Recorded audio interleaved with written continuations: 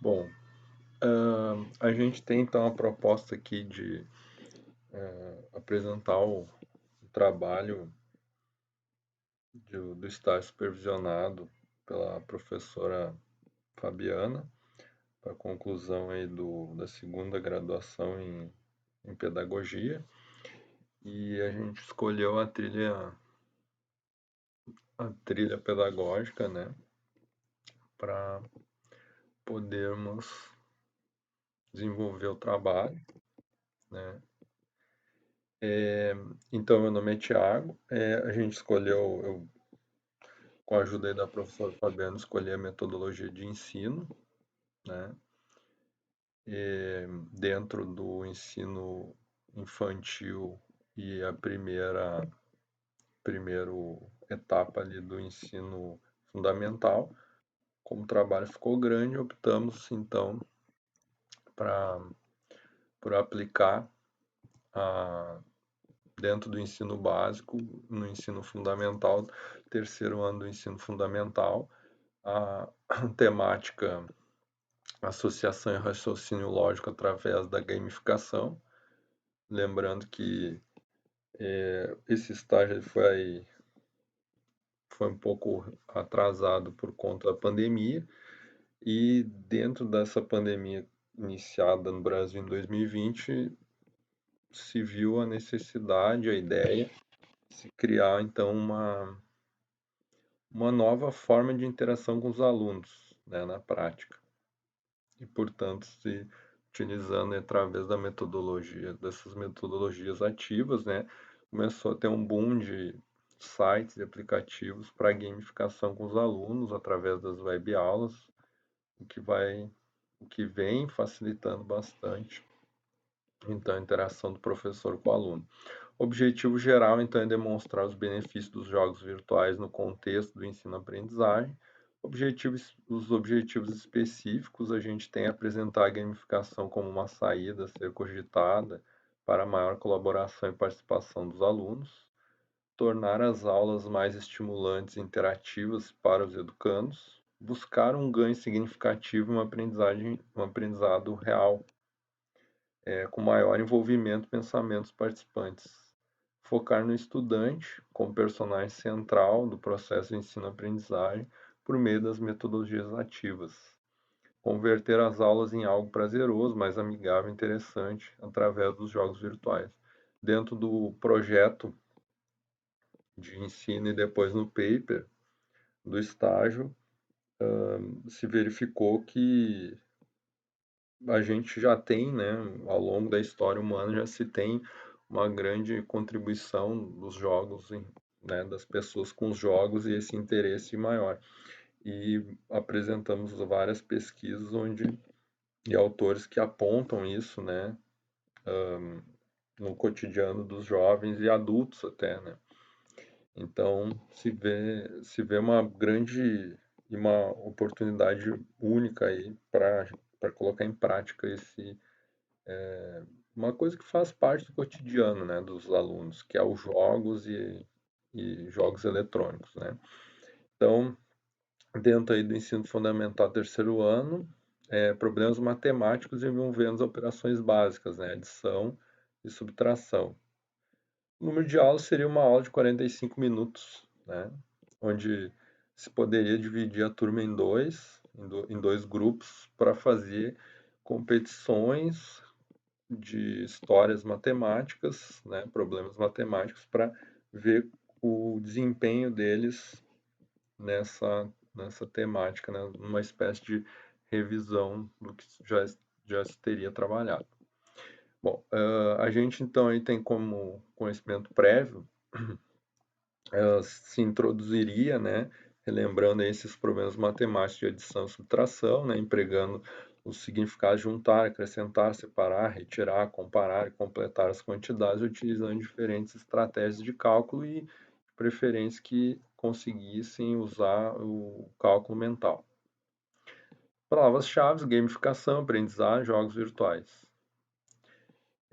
Planejamento das ações, né, então, dentro do eixo estruturante ainda matemática, segundo a Base Nacional Comum Curricular, nos números, né, Nesse eixo a gente vai priorizar, então, explorar ideias, a ideia da operação adição e subtração, representar as quantidades usando símbolos numéricos, resolver as situações, problema envolvendo essas ideias, utilizar estratégias pessoais de cálculos para resoluções de problemas envolvendo a ideia de adição e subtração, construir estratégia de cálculo mental, desenvolver pensamento numérico relacionado à capacidade de contar, qualificar, quantificar, julgar, interpretar os argumentos baseado em quantidades. Então, após apresentar a ferramenta, né, para os alunos e explicar como funciona, a ideia do jogo basicamente é acessar o site do Kahoot, onde o professor tem essa possibilidade de criar um jogo estilo show do milhão, com uma pergunta e 4 alternativas, com uma música, né, dando essa ideia de aceleração da competição saudável.